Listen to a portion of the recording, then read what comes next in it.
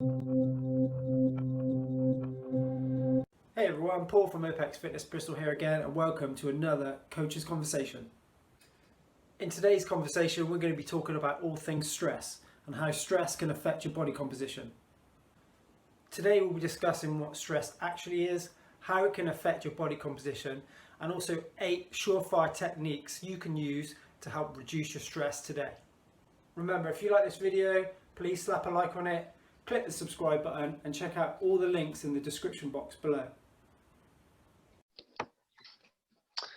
Hey everybody, and welcome back to another Coach's Conversation. As we slip a little bit further into lockdown, or we start to see alleviations of social distancing, something that we've had a lot of people come to us is the realization now of how much the stress has played a toll on them. And for fitness coaches, this plays especially a huge role in how we're losing weight or burning fat. So we thought we'd get together today a little bit to talk about what is stress, how does it affect us? And most importantly, some ways that you can potentially help to manage your stress a little bit better during this time. So I'm joined by Milo and Andy. So as always, thank you guys for joining me. Let's kick it off. And again, we can go subjective and objective with this, but let's just start to have a bit of a conversation about what we see stress is or what stress is. Milo, do you want to start us off? Yeah, so I'll start sort of like objectively first. And, for me, like stress isn't a thing. It's just the way that you respond to the challenges you face in your life. So, stress is everything. It's our diet, our relationships, the air quality around us, the amount of green spaces that you have in the local area. And I think, on a subjective level, where for me, when I feel stress, it's when everything kind of feels like it's getting a bit too much for me, and then suddenly I don't feel like the quality of what I'm doing is as good because things just start to fall apart. Andy? Yeah, going on the other side, if you want to look at stress kind of, because I think that's a really good way to put it from a subjective standpoint. And I guess objectively, I can't remember exactly what, the real scientific definition would be, but essentially it's any process that we engage in some level could be kind of identified as a stressor, right? So even, from a physiological standpoint, metabolically speaking, our processes going on in our body, they create stress just by the fact that they're going on. Low levels, mind you, but then when you think outside, objectively stresses can be, we can tick off some of the big ones, right? Work, family, relationships, physical stuff, illness. Those are some of the big objective ones that come to mind, where I think people would say, yes, those are common stressors for most people throughout their life. So I guess just hammering some of the big ones, and then just kind of understanding that those are in fact stressors for people. Identifying them in the beginning is kind of a good place to start, so people can start to gain an understanding of what it is. Yeah, I think a thing that obviously we have a lot of discussions around is the cumulative effect of stress. And even in the discussion we're having now, a lot of people perceive stress as purely the mental emotional, or it's external factors. I have 3 lenses that I kind of perceive stress through, one being that classic mental emotional, one potentially being structural, like if there's a physical limitation that's causing stress on the system, and the third being kind of like a biochemical, so if we've got something in our system or our physiology that's not operating well, that puts stress on the system. But again, like as we're saying, when there's both an objective and a subjective element to stress. The objective is how we measure it in science, which is changing constantly, and we're constantly kind of getting confused about that, because it essentially, as it starts to connect more to the subjective, like how we perceive stress seems to be the most important element. Especially when we talk about resilience so much at the moment, one of the best things we can do to build resilience is see stress as a positive thing, or not necessarily a positive thing, but something that we can learn from, get strengthened from, and overcome it. It's far more beneficial to us than something that's being done to us. We're out of control with it, and it's the end of us, or it's pushing us down the mountain. Mm-hmm. I think it's important that we we essentially say that stress is everything. And if we don't think of if we don't look at how all of our stress is coming in, and we're only looking at no, work's cool. I like work. It's yeah, that's cool. There's lots of other stuff that might be stressing you out. And if we're not taking care of that, and you're wondering why things keep aching, or you're becoming a little less resilient, or a little bit more snappy, or these other bits and pieces, then we've not looked at the whole picture, I think. Mhm. How do you how do you guys how do you see your own stress? Is it something that you kind of manage or are mindful of yourselves?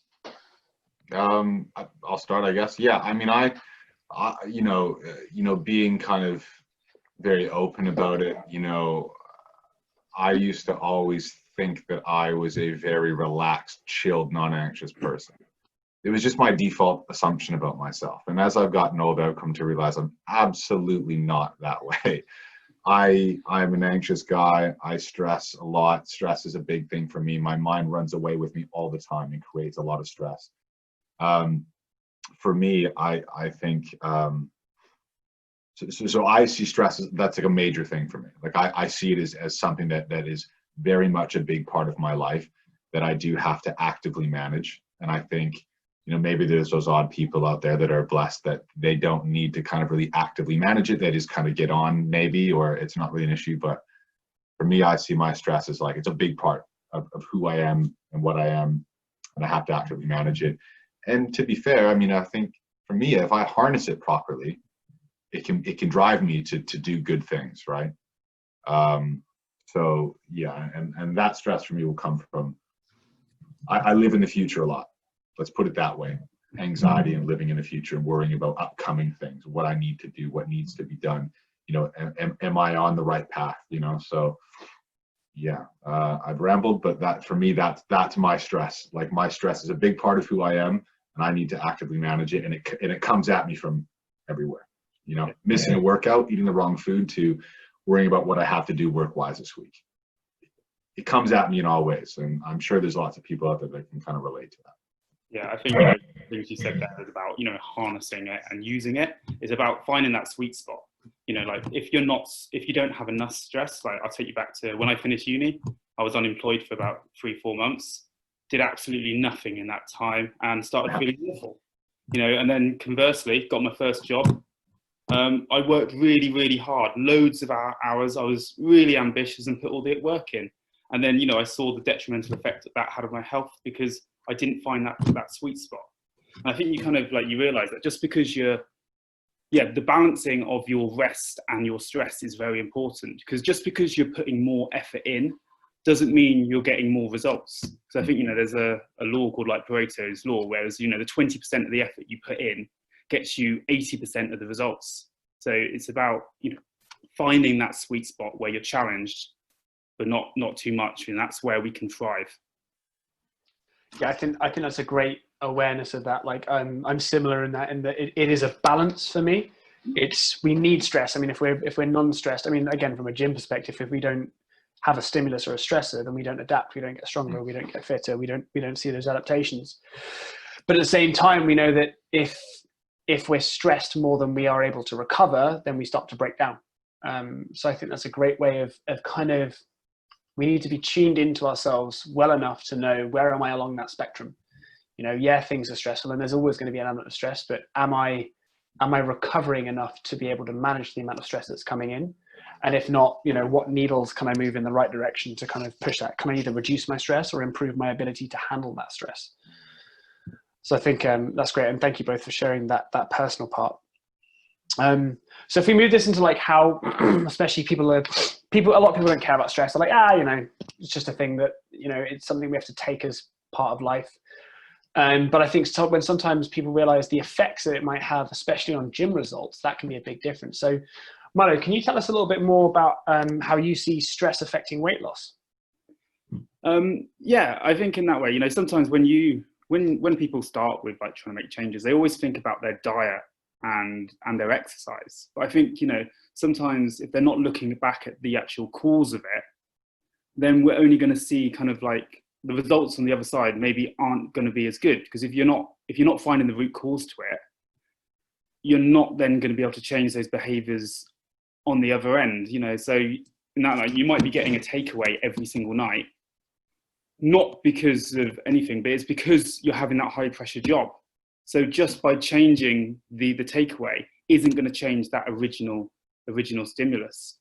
And I think, you know, there's a few other things which can affect it, you know, in terms of, you know, if we are stressed, you know, this slows our metabolism down, you know, in the ways that it affects our hormones.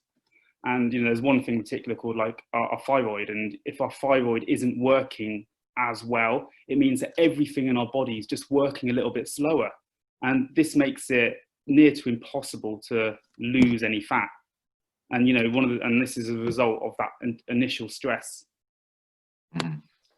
Yeah, I think there's a great point. So it's, and most people don't know that there's both a behavioral and actually a physiological, like there's an actual change within our cells that basically makes us less effective at losing weight or burning fat, essentially. So that's it's obviously something, if someone is trying to get lean, sometimes let's say that like high intensity, intensive, stressful exercise, probably not the best way to go about it if you're already a high stress person that's not managing it well at all.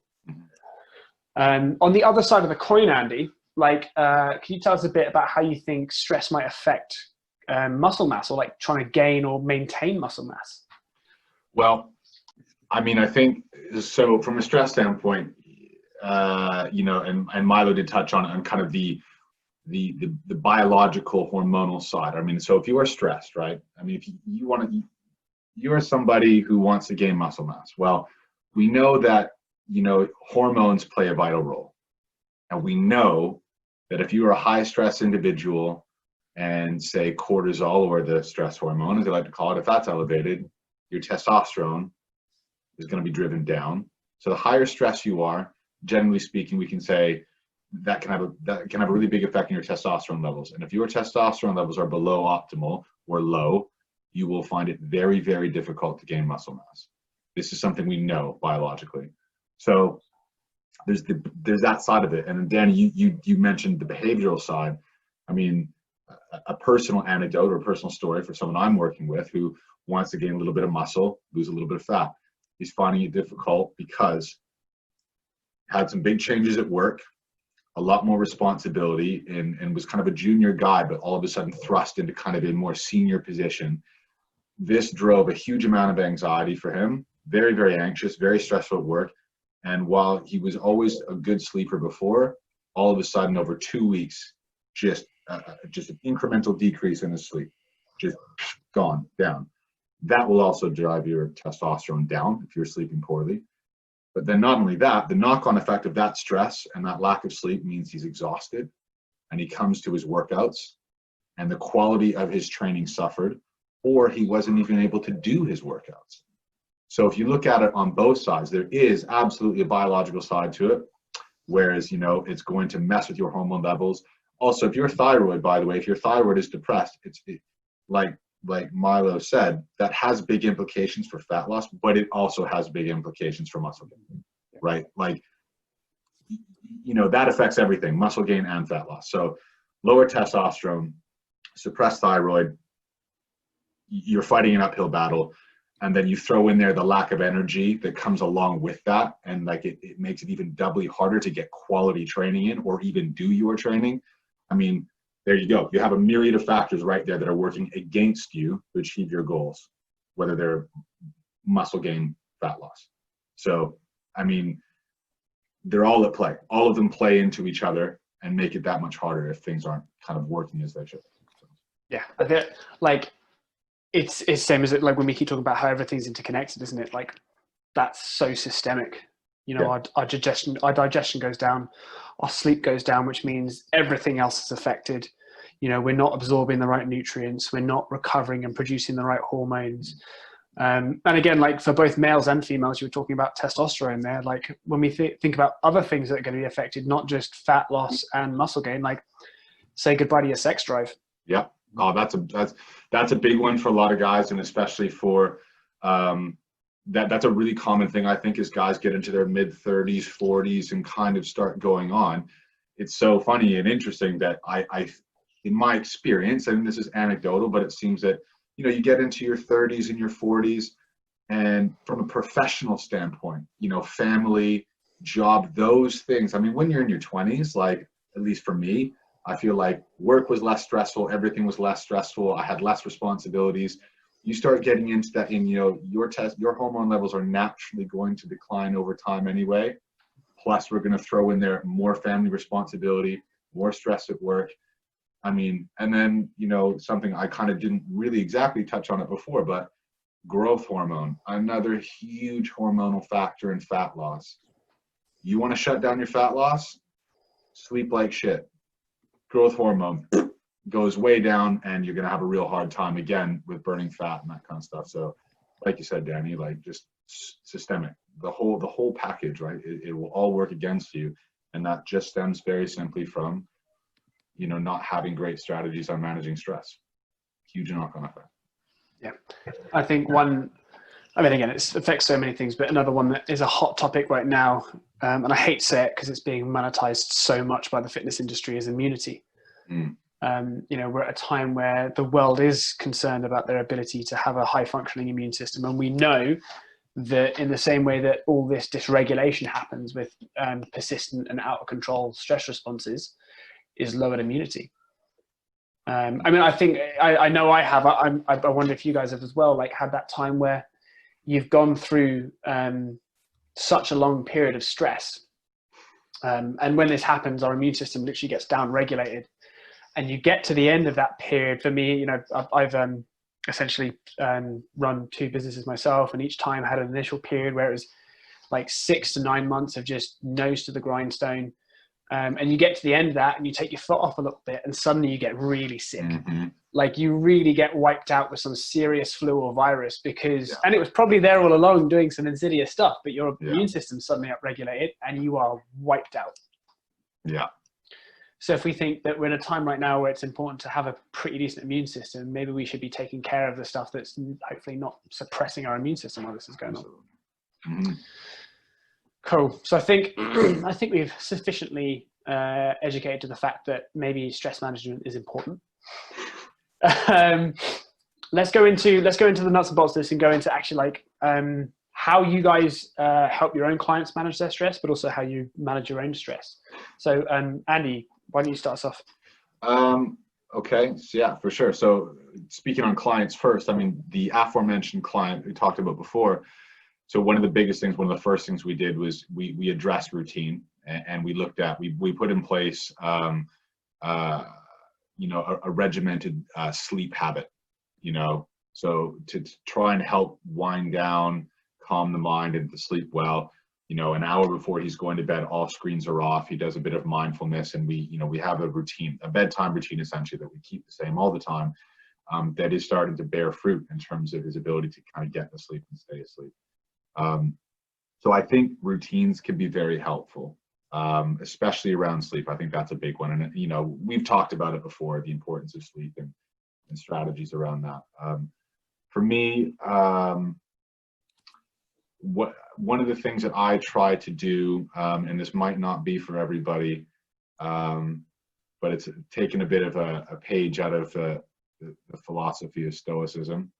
And we talk about stress. We talked about stress as a possible driver of finding that balance. And and Danny, you mentioned that mindset of things happening to us and stress happening to us. But there's a very famous Stoic quote saying there is no good or bad, but thinking makes it so. And I think if we can try to accept and know that we have stress in our lives, and I think and kind of accepting that and trying to keep a healthy mindset around and saying, okay, I have stress in my life.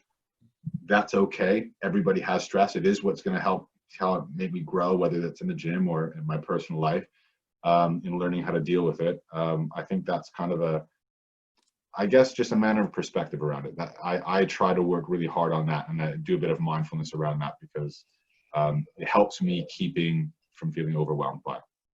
So for me, might not be for everybody, but for me, I found that to help. Awesome. So to distill that into 3 nice little bullet points. No, that's cool. That's what I'm here for, Andy, is to make your long stories into concise bullet points. Thank you. So big things. I think I got three big things from that.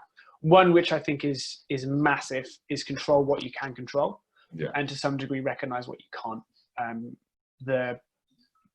The effort in trying to control the uncontrollables. I mean, exactly as you said with sorry, what was the saying you said? Thinking makes it so. There is no good or bad, but thinking makes it so. Exactly. Like there's a similar, along the similar strain is like, you can't control your environment, but you can control your response to the environment. Yeah. So if we recognize that all these variables outside are not within our control, but we can control our response towards them, we can control what's in our area. And exactly in what you said with your client, the strategies, which I'll talk about in a minute, were really beneficial, but it was also that element of, hey, let's get control of some stuff. Mm-hmm. Like, let's feel like we've got some of those spinning plates you've got going. Let's just make sure that you feel like they're safe. Because if we do that, and if we feel like we're in more of a position of control, rather than we're just completely hands off the wheel, just waiting to go off the edge of a cliff, that changes the whole perception of the thing. Which brings me seamlessly on to the next point I think you made, which was perception matters. And I think we said this, even the point that Milo made, like you can even take that opportunity to go, I'm going to use this stress. I'm going to see this as an energizing force, and I'm going to utilize it for good rather than for detriment. And third, again, back to our basic lifestyle guidelines, sleep. We know that, and there might be multiple things to get that sleep locked in, but we know that the more rested you are, the better you deal with that stress. So I think those are three awesome points. Milo, anything to add? Yeah, I will. Well, yeah, I do. I'm going to tell you a story about like one of my clients who started with me about 6 weeks ago, and she'd came to me and she'd plateaued in any weight loss for about a year now. And when we're actually talking, when I was talking to her about why do you think this was, and it all happened at a point where she got a new job with more responsibility. So then we go into, and she was also training 6 days a week as well, trying to make this happen. So I asked her, when are your busy days? Monday, and she said Monday and Tuesday. Okay, so guess what we're doing on those days? Not a lot. And then I went, so we're training currently 6 times a week. What are your thoughts on training three times a week? And she was like, well, how am I going to get results by doing less? So basically what I'm trying to say here is that by reducing what she's doing, she's getting into that sweet spot of stress and managing it a lot better. And I got a message this morning, when we did a weigh-in, and she measured herself. She said, I've lost loads of inches off my measurements, and I've lost 7 pounds in 6 weeks. This hasn't happened for a year now. And you see how, before we were in a very stressful situation, and it didn't make that, we weren't creating conditions for it to happen. Suddenly we reduce that stress, and the results speak for themselves. And I think, just again, for the back end of that as well, for personal, how I manage my stress. For me, it's like at the moment in lockdown, I'm on my laptop a lot more than I am used to. So for me, it's about breaking up that time. So, every 3 hours, I'm probably going out for a walk for half an hour, something like that, or just getting outside, getting some sun, talking to somebody. And it's just about, I think, if we could all just slow down a little bit in our very fast-paced world, we can benefit from it.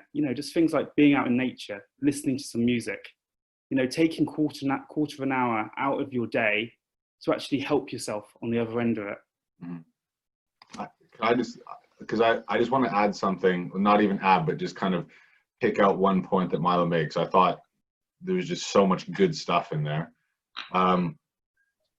Something that just grabs me right away in you talking about your client and the success you've had is, and it echoes something from the client I was talking about before, is diet and training was a source of stress for my client.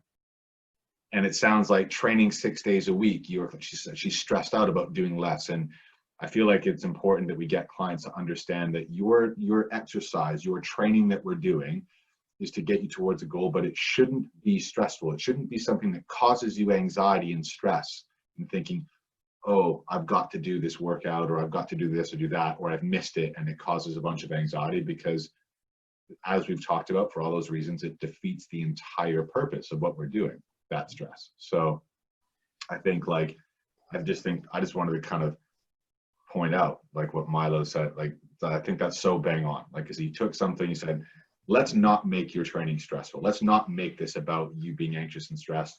And let's focus on other areas and get you feeling good about that bit. And bang, look what happens. Great results. That's like, Yeah, that's I think kind of thing to talk about. It's a great point. You know, like, again, we talk about recognizing that balance as we put it. It's finding that sweet spot for you and not judging it, like not being, oh, well, that person's doing that. You know, that person who maybe has the CEO gene is sleeping 4 hours a night and doing this, and they're fine. It's like, they're probably not fine. Like, let's see what their blood work looks like in 20 years. But like, in the meantime, like, stop, like, don't fall into the comparison trap. Yeah. Be self-aware, recognize what is your limitations, and be okay with that. And we can nudge that forward over time. But we know, as you've just said, Milo, and I know we've all had similar experiences where clients have suddenly got their stress into especially weight loss clients. They've got their stress into the right place, and suddenly it just starts falling off, especially around the midsection. You know, I'm always very dubious about there used to be systems of like certain body sites and fat holding and hormones, and one that was not disproved was cortisol in the midsection. In the midsection, yeah.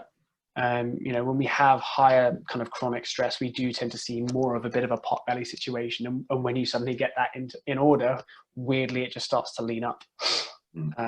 But yeah, I think so many takeaways on that one. I got get outside is a big one, exercise, listen to music. And a big one, a huge one, I think that some people aren't utilizing as much as they could do, which is maintaining social connections. Like, especially now, having the confidence to go, hey, let's get on and do an e-coffee or some e-drinks, or like, you know, we can go out and see a friend in a park now. Like, it's really the social aspect for stress physiology is so important. You know, we are creatures that are tribe orientated.